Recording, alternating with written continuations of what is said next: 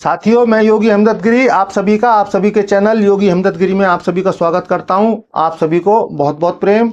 साथियों, हमारा विषय पातंजलि योग दर्शन के समाधि पाद के 26वें सूत्र पर है आज। तो आज 26वें सूत्र पर हम समझेंगे पातंजलि ऋषि हमें क्या गहरी बात बता रहे हैं। तो 26वें सूत्र में पातंजलि ऋषि कह रहे हैं, बता रहे हैं गहरी बात जो कि हमें समझ लेनी चाहिए। और सूत्र है पूर्वे शामापि गुरु काले नानव छेदांत। पूर्वे शाम यानी जो पूर्व में जो ब्रह्मा हुए हैं, पहले जितने भी ब्रह्मा हुए हैं, आप उनके भी गुरु हैं। ईश्वर के लिए, ईश्वर तत्व के लिए बता रहे हैं कि जो पहले ब्रह्मा हुए हैं आप उनके भी गुरु हैं। पूर्वे शामापि गुरु यानी जो ब्रह्मा हुए हैं ईश्वर उनके भी गुरु हैं, क्योंकि ब्रह्मा कालातीत नहीं है, ईश्वर कालातीत है। कालातीत अर्थ तात्पर्य अविनाशी, हमेशा जो है। ब्रह्मा बदलते रहते हैं, अलग अलग सृष्टि के अलग अलग ब्रह्मांडों के अलग अलग ब्रह्मा हैं, अनेक ब्रह्मा हैं। तो लेकिन ईश्वर तत्व एक है जो कि कभी भी बदलता नहीं है। काले नव छेदांत यानी काल के समय के अनुसार कोई भी बदलाव ईश्वर में नहीं आता। ईश्वर जैसे हैं हमेशा वैसे हैं। इस का शाब्दिक अर्थ ये होता। अब इसको समझते थोड़ा गहराई से। जब हम गहरे और गहरे जितने गहरे जाते हैं, एक गहरी सूक्ष्म गहरी इतनी अवस्था आती है जब हम परम तत्व को जान पाते हैं। एक एग्जाम्पल समझिए, हमारे बाहर कितनी उथल पथल है, हमारे पास कितनी हलचल है। एक समुद्र के एक एग्जाम्पल से आप समझ सकते हैं, समुद्र में कितना ही तूफान हो, सुनामी क्यों ना आ रही हो, अगर आप समुद्र के गहरे जल में जाएंगे, जितने गहरे उतरते चले जाएंगे, आपको उतनी ही शांति नीचे जल में स्थिर मिलेगी। नीचे समुद्र बिल्कुल स्थिर होते हैं, जरा सी भी हलचल समुद्रों में नीचे नहीं होती। जितनी भी हलचल होती है ऊपरी सतह पर होती है। तो जितनी हमारी अधिक हलचल है वो सब हमारी ऊपरी सतह पर है। और ऊपरी सतह क्या है? मन। उसके जब हम गहरे जाते हैं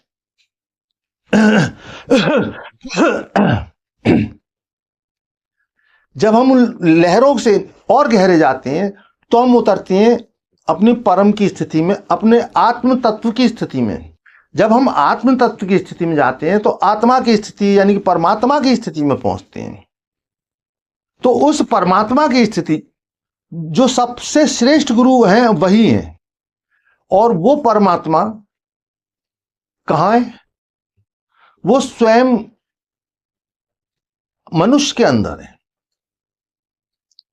सृष्टि के अंदर है, कण कण के अंदर है, अणु अणु के अंदर है, परमाणु के अंदर है। जो छोटे से छोटा तत्व हो सकता, सभी के अंदर ईश्वर विद्यमान है। तो लेकिन जो जान लेते हैं ईश्वर को, जिन योगियों ने, जिन ब्रह्म ज्ञानियों ने उस परम तत्व को जान लिया, तो वो भी उस परम तत्व तुल्य हो जाते हैं। तभी उस स्थिति में अहम ब्रह्मास्मि शिवोहम जैसे शब्द हमें सुनने को मिलते हैं कि जब वो कह पाते हैं कि मैं ही शिव हूं, जब वो ज्ञान की उस अवस्था में होते हैं, तब वो देखते हैं कि जो कण है, जो परमाणु है, जो सबसे छोटे से छोटा कण जिससे संपूर्ण सृष्टि है, वह तो मैं ही हूं, क्योंकि मैं भी तो उसी का बना हूं। कोई भी फल बिना बीज के नहीं होता। जब तक बीज नहीं होगा फल नहीं होगा, वृक्ष नहीं होगा। तो बीज कारक है, कारण बीज है। तो हमारा होना, ईश्वर के होने का ये एक पक्का कारण है। अगर ईश्वर ना होते तो हम ना होते, क्योंकि वही परम चेतना हमारे अंदर है। हम उस परम चेतना को समझ नहीं पाते, देख नहीं पाते।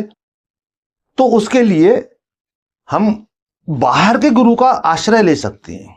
जो कि ब्रह्म ज्ञान को उपलब्ध हो चुके हैं, जो उस ज्ञान को जान चुके हैं। हमारे शास्त्रों में गुरु का बहुत बड़ा महत्व दिया गया है, गुरु का बहुत ज्यादा बड़ा महत्व है गुरु का, क्योंकि बिना गुरु के हम कुछ जान नहीं सकते जब तक हम गुरु को ना जान लें। तो गुरु की इतनी प्रशंसा हमारे शास्त्रों में की गई है। तो कबीर कहते हैं, गुरु गोविंद दो खड़े काके लागू पाए, बलिहारी गुरु आपने गोविंद दियो बताए। तो जब गुरु के माध्यम से हम जब परम पिता परमात्मा को जानते हैं, तो परम पिता परमात्मा से, परम तत्व से बड़े हमारे लिए गुरु हो जाते हैं। तो गुरु के महत्व को आप समझिए, गुरु के महत्व को आप और एक बात से समझिए। गुरु की तुलना गुरुर् ब्रह्मा गुरुर्विष्णु गुरुर्देवो महेश्वरा, गुरुर् साक्षात् परब्रह्म तस्मै श्री गुरुवे नमः। गुरुर्ब्रह्मा गुरुर्विष्णु गुरुर्देवो महेश्वरा, गुरु साक्षात् परब्रह्म तस्मै श्री गुरुवे नमः। तो साथियों, ये कितनी सुंदर पंक्तियां और कितना सुंदर चित्रण इसमें गुरु के लिए मिलता है। तो मैं गुरु के लिए और पंक्ति आपको गुरु की महिमा के विषय में आपको सुनाऊंगा। एक बड़े भक्त हैं, उन्होंने लिखा है, हो शिव शाक्त बनूं ना भजूं चतुरानन विष्णु ना इंद्र मनाऊं। यानी कि मैं ना शिव बनूं ना शक्ति बनूं ना चतुरानन विष्णु को ना इंद्र को मनाऊं, किसी को ना मनाऊं। हो शिव शाक्त बनूं ना भजूं चतुरानन विष्णु ना इंद्र मनाऊं, तीर्थ बसूं नहीं ताप तपूं गिरि कंदर अंतर ध्यान लगाऊं। यानी ना तो तीर्थ में बसूं ना ही तप करूं किसी पर्वत के अंदर, बस अंतर में ध्यान लगाऊं। आगे कहते हैं, फेरू नहीं मठ मंदिर में करमाल, फेरू नहीं मठ मंदिर में करमाल मणि, यानी माला, फेरू नहीं मठ मंदिर में करमाल मणि निज ज्योत जगाऊं, पूज्य श्री गुरु के चरणों पर ब्रह्म सदैव ही शीस नवाऊं। हो सब कष्ट विषाद विनष्ट वितान समुनित के तन जावे, वांछित हो फल प्राप्त सदा दिन शौक सुधारस में संजावे। जीव सहाय अजा अनुकूल रहे मल अंतर के हंजावे, जो गुरु ब्रह्म दया कर दे तब देव दयालु सभी बन जावे। तो जब गुरु की दया होती है, जब गुरु की कृपा होती है, तो सारे देवी देवता, जो भी देवी देवताओं को आप भगवानों को जानते हैं, एकमात्र गुरु की कृपा से वो आप पर प्रसन्न हो जाते हैं। गुरु की महिमा इतनी है। और साथियों, गुरु की महिमा एक और प्रसंग से जानते हैं। एक मुस्लिम पीर हुए जिन्हें कि आप निजामुद्दीन औलिया के नाम से जानते हैं। अगर जो नहीं जानते हैं निजामुद्दीन औलिया के नाम से, तो उनकी जानकारी के लिए मैं बता दूं, दिल्ली का एक रेलवे स्टेशन निजामुद्दीन के नाम से है, वो निजामुद्दीन औलिया के ही नाम से है। तो एक बार निजामुद्दीन औलिया के पास उनका एक भक्त, जो कि बहुत आर्थिक तंगी में था, आर्थिक परेशानियों में था, और उसकी बेटी की शादी होने वाली थी। बहुत परेशानी की हालत में इस समस्या को लेकर कि पीर से कुछ ऐसा कुछ होगा, कुछ आशीर्वाद मिलेगा, कुछ दिव्य होगा कि मेरी समस्या हल हो जाएगी। तो वो पीर के सम्मुख, निजामुद्दीन औलिया के सम्मुख अपनी समस्या रखते हैं। तो निजामुद्दीन औलिया ने आशीर्वाद दिया और साथ ही बोले कि ये बराबर में उनकी पुरानी सी चप्पल पड़ी थी निजामुद्दीन औलिया साहब की। तो उन्होंने भक्त से कहा, ये ले जाओ। अब उस भक्त ने वो चप्पलें बड़ी श्रद्धा के साथ ले ली। अब लेकर वो आया। अब रास्ते में वो सोच रहा, परेशान है कि अब इन चप्पलों से क्या समस्या हल होगी। मैं तो समस्या लेके आया था औलिया के पास, पीर के पास, कि कैसी कोई धन की व्यवस्था हो, लेकिन इन चप्पलों से क्या हुआ, ऐसे सोचते हुए चला जा रहा था। अब देखिए क्या होता है। अमीर खुसरो का काफिला निकल रहा था, और अमीर खुसरो निजामुद्दीन औलिया के बहुत बड़े भक्त थे, मतलब उनकी रूह में बसते थे निजामुद्दीन औलिया अमीर खुसरो के। तो ये अमीर खुसरो कौन है, उनका भी परिचय जान लो। आज आप एक पंक्तियों को आप बहुत सुनते होंगे, छाप तिलक सब छीनी रेतों से नैना मिलाई के। ये अमीर खुसरो की ही लिखी हुई पंक्तियां हैं, जो कि एक बहुत बड़े कवि भी थे। यहां आपने कभी इसके अर्थ को समझने का प्रयास किया? छाप तिलक सब छीनी रेतों से नैना मिलाई के, यानी कि जब हम प्रिय में, जो हमारे लिए प्रिय होते हैं, जो गुरु होते हैं, या जो भी हमारे लिए भगवान, जो हमारे इष्ट हैं, जिनके लिए हमारे मन में गहरी श्रद्धा है, जहां हम अपने आप को विलीन हो जाते हैं, जब हम अपने इतने गहरे प्रेम में होते हैं, चाहे वो गुरु हो, गुरु के प्रेम में जब गहरे होते हैं, तो स्वयं को भूल जाते हैं, अपनी पहचान भूल जाते हैं। चाहे हम कितने बड़े हैं, क्या हैं, कुछ हैं, जो भी हमारे तमगे चिन्ह हैं, जो भी हमारे छाप तिलक हैं, जो भी हमारी पहचान है, वो सब गिर जाती हैं। प्रेम की ये गहरी अवस्था ये शब्द दर्शाते हैं, छाप तिलक सब छीनी रेतों से नैना मिलाएगी।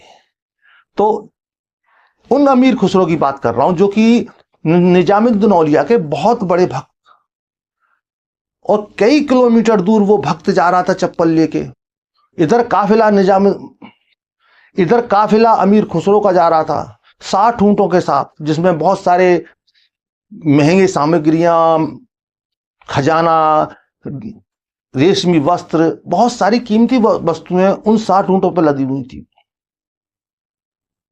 कई किलोमीटर दूर से अमीर खुसरो को एकदम अपने औलिया की खुशबू आई। अब अमीर खुसरो एकदम बावला, पागल, कि मेरे औलिया की खुशबू आ रही है, कहां से आ रही है। अब अमीर खुसरो बेचैन, और उसने तलाशना शुरू किया कि मेरे नजदीकी कहीं मेरे औलिया हैं। तो वो उस खुशबू की दिशा का पीछा करते हुए जब पहुंचा, तो उस भक्त के पास पहुंचा जिसके पास चप्पल थी। उन चप्पलों में से अमीर खुसरो को निजामुद्दीन औलिया की खुशबू का एहसास हुआ।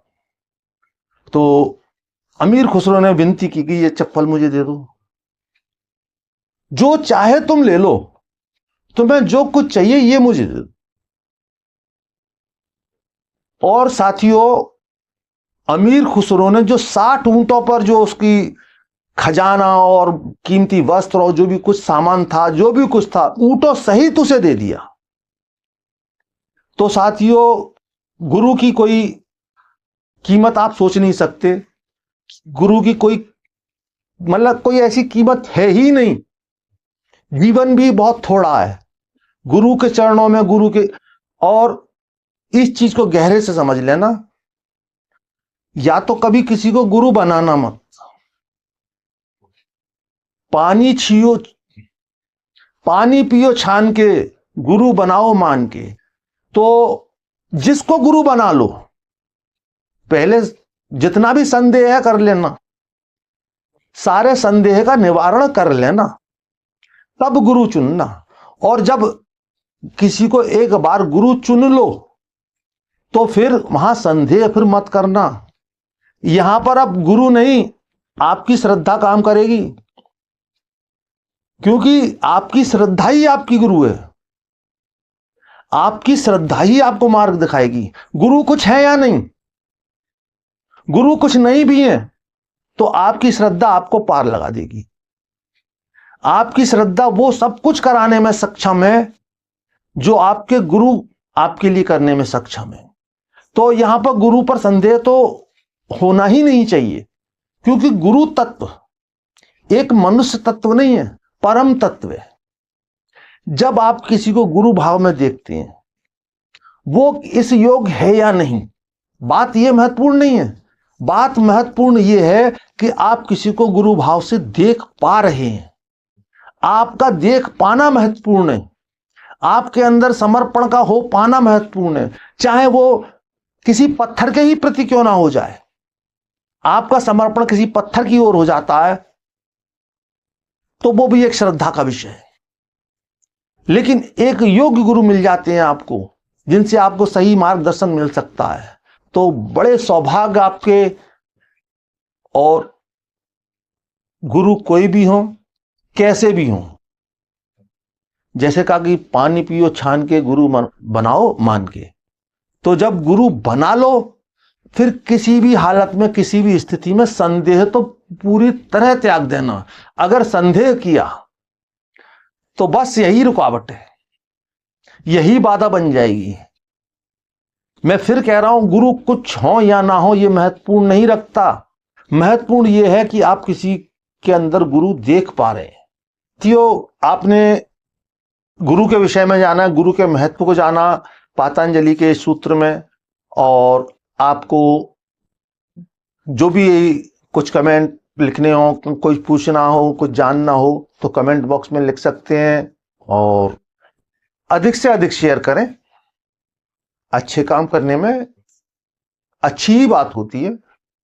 और इसके साथ ही आप हमेशा स्वस्थ रहें, मस्त रहें, तंदुरुस्त रहें, भौतिक विकास करते हुए आध्यात्मिक शिखरता की ओर निरंतर बढ़ते रहें, निरंतर प्रगति करें। इस अभिलाषा के साथ आप सभी को बहुत बहुत प्रेम।